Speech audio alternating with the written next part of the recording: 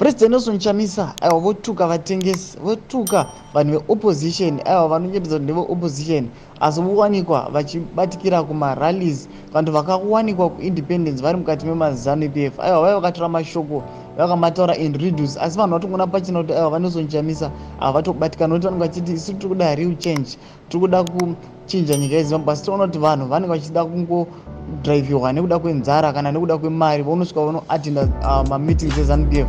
Sana enderawo mashoko nekuti bosubscribe, bolike, utina on the bell icon, nekuti ndinoziva kuti munhu wese akaona mapictures aSingizwe Chabangu, munhu wese akaona mapictures aWatchman Ncube, munhu wese akaona mapicture ana Hwende varimo mukati memazanu-PF, ndozvati vaNelson Chamisa vaiva vataure mashoko ekuti avaiva vakataura pano masocial media handles avo ose vachiti don't be a bubblegum.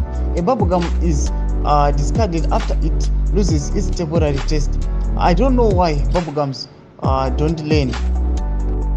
Refuse being used and abused. Ndo mashoko ano vachitaura vachinyomba vanhu ava vachiti aiwa rambai kushandisiwa nekudzvinyirirwa, nekuti aiwa mungangoda zveimari asi hamusi kuona kuti muri kutoshandiswa instead yekuti mutransforme Zimbabwe into the real Zimbabwe yatiri kuimagina, asi munongobvuma kuda kushandisiwa nevanhu ava. Ndo mashoko ataugwa naNelson Chamisa avadhilivha kune vanhu vakanoatenda aiwa independence vari mukati memazanu-PF. Aiwa murizivo chikuti zemafungiro ime kuti kudii pamusoro pemashoko avaudziwa. Pinda mucomment section medu kusangana nosubscribe, kulike, sinotina on the bell icon.